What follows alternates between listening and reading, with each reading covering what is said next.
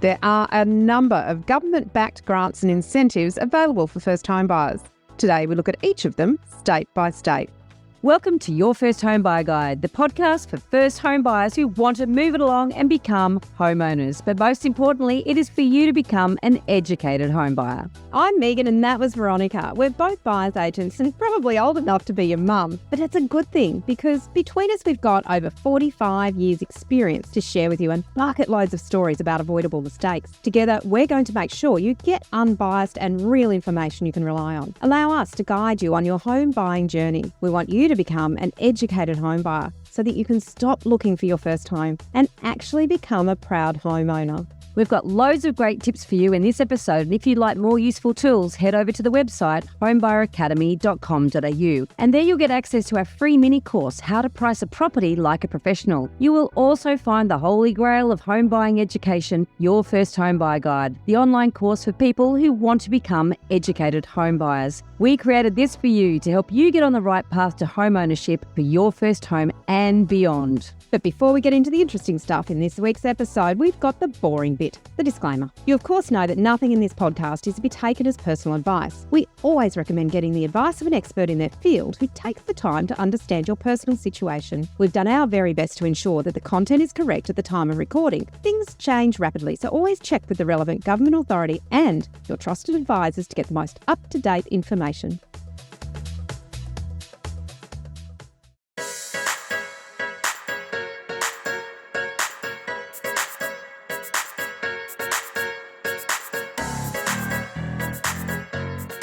Today we're talking about grants and incentives that are available to first home buyers as at the 28th of August, 19. That just shows how old I am. Very old now. 2024. But before we get into that, anyone who watches the video or even a little bit of the video will know that Meighan has a special house behind her in many of our episodes. This is very special, is all I can say. It's rather unique, and we do hope that as first home buyers you have far better homes than this on your radar. But this is a man who was 38 and he created a makeshift dwelling to walk towards his hometown. Now, this is back in 2013. He decided to walk back to his hometown and made this portable room, if you like, with bamboo, plastic bags, bed sheets. It was 1.5 meters wide by 2 meters high, and it weighed about 60 kilos. So he actually put it over the top of him and walked it to each destination where he would then spend the evening. There's his little legs down the bottom there. This is he's got a tracksuit on with a stripe down the side. This is in China. He's from Shenzhen, where he once worked as a migrant worker. So I guess if you're going to be a migrant worker, you can take your housing with you. Yes. Solves the housing crisis, I guess, but it's a pretty extreme way of doing so, carrying 60 kilos on your back. Yeah, 20, absolutely. and he basically walks half a marathon every day. That's just phenomenal. Quite remarkable. And you don't well have to done do him, that. but we do hope for those that are watching that your home is a little larger and a little more stable. Yeah, with better foundations. You'd struggle getting finance for that, but you might not need to borrow any money to make it. Certainly under the 50 square meters, isn't it? All right. So All right, let's have a look. Okay. So what we have for those who do the course, you know that we have in Module 2, we have a state-by-state overview of all the grants and incentives that are available and also the federal ones. Now, we've just gone through and updated that. So that will be put in the downloads for those who are members of the course. But we just wanted to sort of flick over the top of it. For those of you who tune in and listen to the podcast, things have changed and it's really important to keep up to date with them. Now, firstly and most important, Veronica, this is not advice. This is just overview. The best place to get this kind of information is your mortgage broker. Mm-hmm. Absolutely. So we just want you to be aware basically of some of the grants and incentives that might be available to you. And with that caveat and caution that we always issue, that if it fits in with your overall strategy, that there's a money on the offing for you that you can take advantage of, then great. But try not to build your entire strategy around the money that might be on the offing, because it can lead you down the garden path and into buying properties that don't necessarily suit you that well. Yeah. So let's look at the biggest one, I guess, is the First Homeowners Grant, which, you know, I remember I was working in real estate when this first came in the 1st of July 2000. That was in my first year of real estate. Right. There you go. And so I guess, you basically, this is a classic first home. This is the first one, I think. I think it was one of the first ones. It's a federal initiative, but it's actually implemented by the states, and each state has different rules and regulations around it. So whilst this is a national or a federal incentive, and generally speaking, you've got to be an Australian citizen or a permanent resident. You can't have owned residential property in Australia before, but some states will actually allow you to have had an investment property before that you never lived in. So that was really interesting to go through. It must be owner-occupied for a continuous period within the first 6 or 12 months, depending on the state, and you must be in there for a continuous period, move in within a defined period, depending on the state. So we'll go through those and how they differ by each state. Yep. All right. So, and then there's, of course, the first home guarantee, which is your 5% deposit with no LMI or lender's mortgage insurance. There are price cap that differs by location again, and also whether the property is new or established. And there's also there's some participating lenders. So again, this is where your mortgage broker kicks in. And also there are some income requirements here or limits. So, like for example, an individual who's applying to the scheme can't earn more than 125 grand per year, and a couple can't exceed 200 grand per annum combined. Yeah, absolutely. Now, the government will guarantee, if you've got a 5% deposit, they'll guarantee the other 15%, but you still got to make your loan repayments on the full amount. So it's not like a loan. It's not like a shared equity scheme. This is where you're still paying for it, but you just, they're the guarantor. Borrowing more money. LMI, yeah. So you've got to be really careful that you can actually afford that. Now, Australian citizens only, it's owner-occupiers. There are 35,000 places in the financial year, 24-25 financial year. And you must purchase a property within 90 days of being approved. So you really want to do the course. You want to know what you're doing, where you're buying before you apply for the place.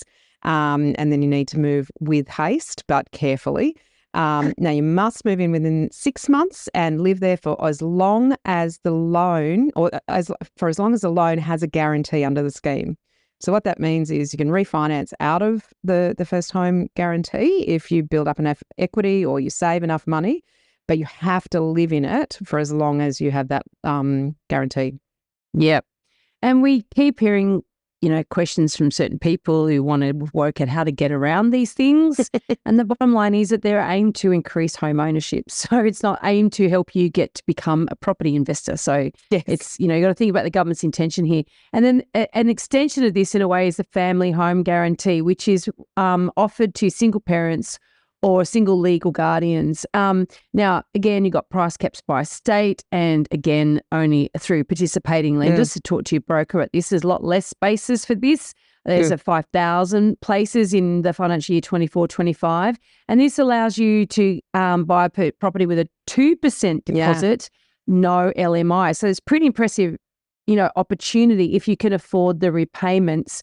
And certainly, my understanding within this too, in fact, I know because we've had at least one student do this, is that if you have previously owned a home but not within the last 10 years, then you're still eligible according to the state terms. by state. Again, yes, it is different state by state. Yeah. We were so careful to say that because we don't want to give you a bum steer here. We don't want to tell you something and then you go, but they said.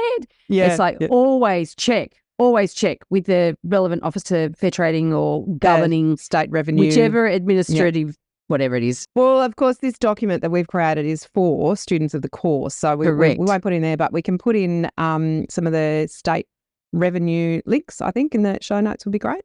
Yeah. Let's have a look at New South Wales. So let's go state by state. We're going to look at each of these schemes, state by state, plus anything else that's available in each state. So New South Wales, Veronica, kick us off. All right. So you've got there's different price caps, right? We talked about the income caps for the first home buyer, the first home guarantee scheme. And the names have changed and my brain is sort of fixed in the way it used to be called. But basically it's where the government it backs you and so you don't have to pay LMI on a 5% deposit. There are price caps and so you've got income caps we've mentioned earlier. They apply regardless, but there's price caps in terms of, how much money you need to be spending under, if that makes sense. So if you're buying in Sydney, Newcastle, or the Illawarra, so that's sort of from Newcastle through Major Central regional Coast, centres. Sydney down to Wollongong, that sort of area, then the cap is 900,000. So it makes it quite difficult to buy property if you're wanting to buy in Sydney, let me tell you. Yeah. And then regional, the cap is 750,000. So over that, you're not eligible anymore. So that makes it, and this is why we talk about the dangers of buying right on the cap, because sometimes there's value problems in terms of, value for money, a little bit more. If you can afford a bit more, you might get a lot more in terms of the property. And then the single less competition too, because those first home buyers are trying to stay under a cap. Yeah. And then the family home guarantee, the actual price caps are the same. So 900,000 in that Newcastle down to Wollongong, everywhere outside of that, 750,000. Yep. All right. The first home owners guarantee. So we mentioned this is a federal initiative, but it's actually administered by the states. So in New South Wales, it's a $10,000 cash payment, if you like. So that's the limit of it. But there are a lot of criteria that needs to be met to actually get that first homeowner grant. And firstly and foremostly, it's the purchase or construction of new homes only. So we're not excited about this $10,000. We're not excited about this one, as you know. No, we don't. The new home maximum purchase price is $600,000. So that's the cap on the value of the property, whether that's a unit or a townhouse or not a house and land package. So if you're just buying a house on a piece of land that's new, the maximum is $700,000. But if you're going to build something yourself and you're doing a house and land package, then the combined cost maximum is $750,000. Now, it can also be a substantially renovated established home under $600,000. Now, there are a lot of criteria around this. It must not have been lived in after the renovation. Must be the first time it's sold after the renovation. You've got to occupy these properties within 12 months of the purchase and for 12 continuous months. Now, this is the longest period apart from Northern Territory with this particular program.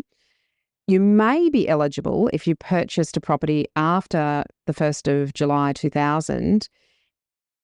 So you already own something, but you didn't live in it for more than 6 continuous months. That's really complex. You really need to get advice on that. But you could have owned an investment property that you didn't live in. Look into it, really. And there's exemptions. Can we not complicate that with that? Oh, it's on the website. Yeah, I know, but in terms of our audience hasn't bought. This is going back to say if you already own something that you bought way back then. Do you know what I mean? Like, to think it's pretty. No, they could have bought it anytime after 2000. So they could have bought an investment property last year and still be eligible. Yeah. It's. I think it's important to actually talk about because we're going to leave it in then, listeners. We're going to leave it in. There you go. You just had an insight to our minds. That's all right. I think it's really important for you to know. Yeah, for you guys to know this because you need to look into it more deeply. I'm not saying that if you own an investment property, you qualify for it. But you need to ask the people with the knowledge the right questions, right? So ask the questions. All right. And there are also exemptions for defence personnel. So important if you're defence to find that out. And then there's stamp duty concessions called the First Home Buyers Assistance Scheme in New South Wales. This cuts out. So basically, if you buy a new or existing home up to a maximum of $800,000, you no stamp duty payable. And then it slides in, sort of scales into effect where between $800,000 and $1 million, you get discounted stamp duty. And then from $1 million on, you're paying full freight. Okay, Victoria. Okay, so we'll go back and we'll do the same ones again, plus the differences with Victoria. So the Home Buyer Fund is actually a uniquely Victorian fund, and that's if you've got a 5% deposit, you won't pay LMI, and the government will contribute up to 25% of the value of the property. This is what we call a shared equity scheme, where the government owns up to a quarter of the property on purchase. Yep.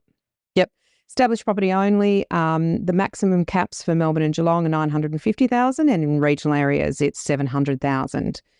There's also income caps for this one. So individuals earning under $135,155, or it's a unique number, isn't it?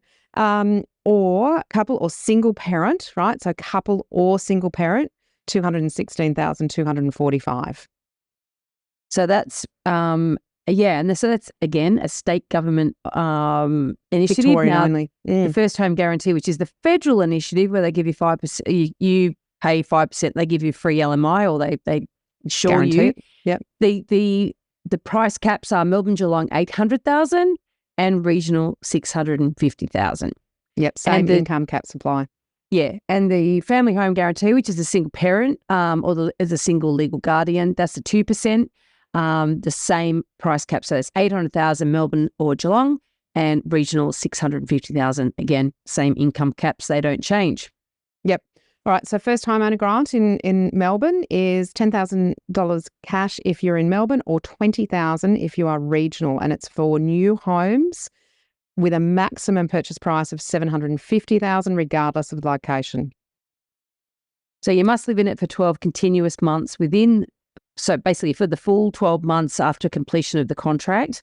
And again, if you've owned an investment property since the 1st of the 7th, 2000, you haven't lived in it, you may be eligible. Check on that one. Check on that one.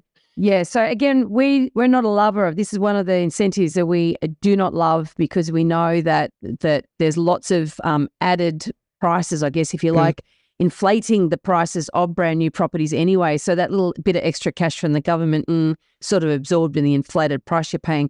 Yeah. Anyway, we've got whole episodes on that. There's also stamp duty concessions.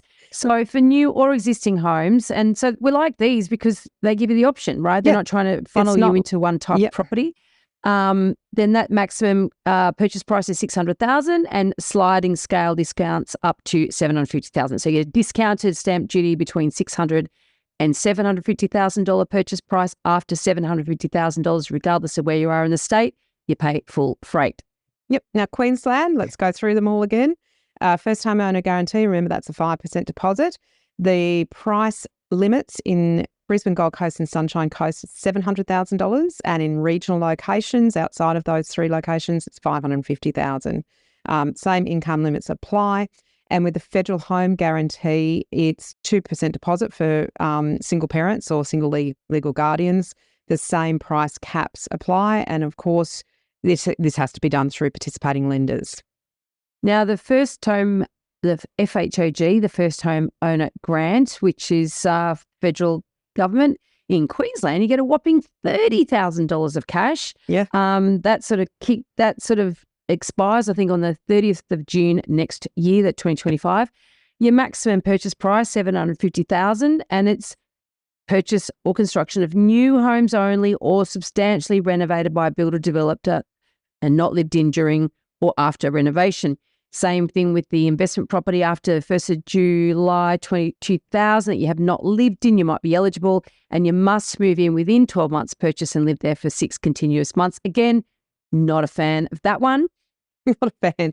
Substantially renovated means essentially there's not much left of the original building either. Like it's a quite a significant renovation when they refer to those. Yeah, and the only reason that might be something to look at is because if it's an infill site in an area that's not sort of, like full of little houses on a hillside or little boxes on the hillside. So potentially there's an opportunity there, but those properties are quite few and far between, really. Yeah, they are. All right. And then you got the stamp duty concessions. So first home concession is what it's called in Queensland. So there's no duty for first home buyers up to a maximum of $700,000. That just went up recently. So that's quite a reasonable increase, and I think is quite reasonable in the current market. Then it's a sliding scale up of discounts up to $800,000. Now with land, there's no duty up to a maximum of $350,000, and then a sliding scale up to $500,000.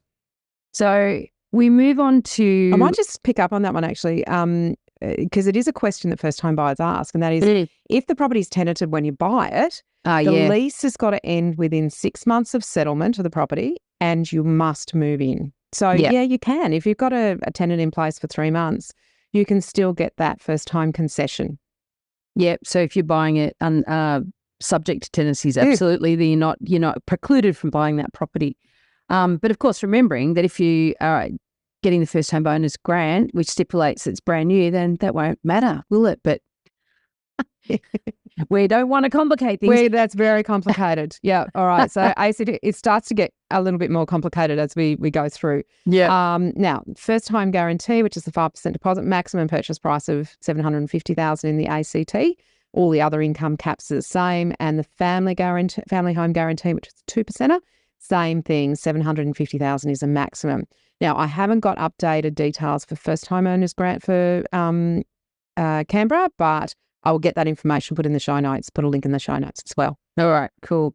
Again, though, the first home bonus grant is for new or substantially renovated homes. So we will give you those details in the notes. But again, that's the one thing we sort of say, steer clear of, like, please don't try to get that money, because that is sort of a little bit misleading, I reckon, in terms of being free money. Stamp duty concessions there. Well, here's the thing. There's an option. You don't pay stamp duty in ACT. You pay sort of a low base land tax over time. So it's a bit different. But, so it's a totally different setup there. South Australia, shall we hit you with that one? Yeah. The limits on the first home guarantee and the family home guarantee, they're the same. So let's just hit them the same thing. The income stay the same. The deposit stays the same. The capital city maximum is $600,000 and the regional is $450,000. Yep. Same with the family home guarantee. I think you said that. Yep. First home owners grant is $15,000 currently, and it's for new homes up to a maximum of $575,000.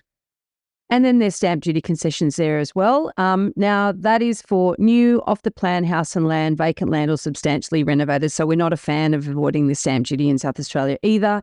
There's no price cap, though, after the 6th of June in 2024, and there's no concessions available for established properties again. So that's what we're concerned. Boo, that, say, South Australia. Boo. We do say boo. All right, WA. This is a little more complex, but I know that we have listeners in WA. So your first home guarantee, the 5% deposit, no LMI, the capital city maximum is $600,000 and the regional maximum is $450,000. And then same with the family home guarantee. This one, the first homeowners grant, is really substantially different. Now, it's a $10,000 grant for new or substantially renovated. You can have previously owned, but you get a different amount, or there's a different maximum depending on which side of not the equator. It's not the where you're located. I don't know. I went a bit off track there. It's the 26th parallel of south latitude. So, like, if you're good at reading globes and you can go, look at the map and look at if you're above the line, it's a certain price, below the line, another price. Yeah, and I'm guessing, I didn't look at where the 26th parallel of south latitude is, but I'm guessing that sort of down around the more urban areas around Perth is probably the thing that's south of that parallel, and things that are up further north has a maximum purchase price of $1 million. And because I can't help myself, I'm looking. Oh, and actually, here's this, right? Where is it? It is the 26th parallel south defines the northern border of South Australia with the Northern Territory in Queensland. So basically, if you look at where South Australia stops and draw a line across, that is it. Now I'm looking at a picture here and I'm trying to work out where Perth is. That's my problem. Oh, Perth is definitely under it. So that makes sense. It's slightly less than halfway. But yeah, there you go. I just learned that. So I thought it'd be well worth having a quick look. Good work. All right. So basically Perth is $1 million. Anything north of that, north of the South Australian border. Perth is $750 and anything north of that is $1 million maximum. Oh, sorry, you're right. Yep, forget that. To encourage people to be more in the regional areas. Yeah, I know. And isn't that weird? That's when the first time I went through this, when we first started doing this, I thought that is the oddest thing. But anyway. Yep, to encourage people into those other areas. Yep. Yeah. And in reality, this particular thing shows very, very clearly what the intentions are behind these grants. It's not to help first-home buyers. It's to motivate you to do something that they want you to do. It's to build a new property in a location that they'd like you to build in. Yeah. Now, in Western Australia, there is also the first home owner duty concession. Now, to qualify for this, you must qualify for the first homeowner grant, but it can also be an established property, right? So you have all of those other qualification Good on criteria, you, WA. but can be established, which is great. So maximum purchase price is $450,000, and then a sliding scale up to $60,000 in concessions. 600. 600,000, thank you. And land alone, maximum 300,000, and a sliding scale up to 400,000. Did we forget Northern Territory? But we did not. Yeah. So we have got Northern Territory coming up for you here for Territorians. All right. So Tasmania, your caps for the first home guarantee and the family home guarantee are as follows. Capital City, so that's Hobart, maximum 600,000. I think it's pretty generous, really, wouldn't you think? Yeah, I think so, Tassie. Regional, 450,000. The first home buyers grant is $10,000 from the 1st of July 2024, but we're a little unclear. I was honestly exactly. not clear about all of the criteria and the price caps. So I'm going to do a little bit more research and put a link in the show notes for that one. And that's to show how difficult complex. this can be to navigate, because even we struggle with this and we do understand a lot of what's going on, but even then it's really hard. And this is why it's a really good idea to have a broker to explain all this to you. And the stamp duty concessions, they actually give you 100% stamp duty concession Relief, they call it. Duty relief. $750,000 purchase price, which is, again, pretty generous, really, when you think about it. Some other states that are more expensive have got lower caps, or not much. The caps aren't much higher than that. So it's pretty generous, but there's no sliding scale after that. So the $750,000 or bust. You pay or you don't pay. Hold on. All right, let's look at the NT, which is our last state and territory that we're covering. The first home guarantee, the 5%, a maximum of $600,000 purchase price. And the family home guarantee, which is the 2% for singles. Single parents, I should say, not singles, single parents, maximum 600,000 as well. Now, there is a $10,000 first homeowner grant that is for new homes, and there is no limit to the value. So we can see what Northern Territory is trying to encourage here, and that's for people to go up and build. And their stamp duty concession also there's a house supports... and land package exemption. Oh, so go on. Yes, so there's two different ones. House and land package exemption, which is a stamp duty concession. It's for new properties only, and there is no price cap. So again, they're trying to encourage people to go and build. Yes, there's free money and you don't have to pay stamp duty. And then they also have home build access loans where they give you, with a 2.5% deposit, they'll cover your LMI. And this is for, again, building new only. So 1 to 2 bedrooms, the maximum price is $475,000. And 3+ bedrooms is a maximum $550,000. So I think it's pretty clear what NT is trying to get you to do. Yep. So no means test. You must be with your current employer more than 12 months. So the requirements are pretty loose or easy. Well, they want you to be there. They want you to be a person who's been there, lived there, been employed there. It's got to be a principal place of residence. You must live there for 3 years after you get this. And 80% of the loan must be approved through the financier, which is a local financier in the Northern Territory. You've got to have 12 months rental history, and you must use a Northern Territory builder. So this is really clearly about advancing the Northern Territory as a place to live and a place to build, and using local Northern Territory suppliers to do that. So you can see that, some of these things will help you as a first home buyer, and some of them will help the greater economy. And so you just got to choose which one is most important for you. Or understand that these are not the right thing for you. If you could genuinely afford a property that is outside of the caps and the limits, and that property suits you for a longer period of time, then don't look at it as losing money. Look at it as gaining a better quality property if all of those things suit you better. Absolutely. Now, a little question for you. Have you joined our Facebook group yet? Because it's called Your First Home Buyer Guide Australia. It's a pretty long name, but hey, I'm used to long names. And it's your opportunity to connect with us and ask us your questions. Now, we are building this thing from scratch. If you want to get in and the ground level, so to speak, you will get answers from us, which means that you can be sure you're not going to get led down the garden path. Yeah. And a quick note, you might think we cover everything you need to know in these podcasts, but you just heard we don't. We just scratch the surface. We're really opening your eyes to what's available. If you really want to be an educated first-time buyer, you need to learn all of the steps and how to do things in the right order. Yeah. And look, our first home buyer guide course only costs $990. I know that seems like a lot of money when you're saving a deposit, but you get direct access to us to help guide you through negotiations. You can also share the link of any property that you're thinking of buying, and we can help you work out whether it's A, B, C grade or no-go zone. And trust me, you will buy a lot better with our guidance. You'll overpay by a hell of a lot more than $1,000 if you don't know what you're doing.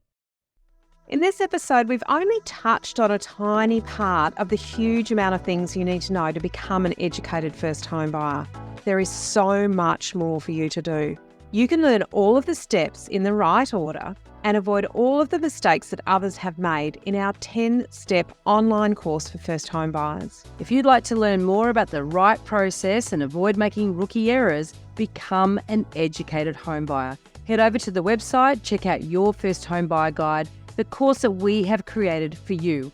And don't forget to subscribe to the podcast so you won't miss an episode. And if you've liked what you've heard today, please give us an iTunes review. It helps other people find us.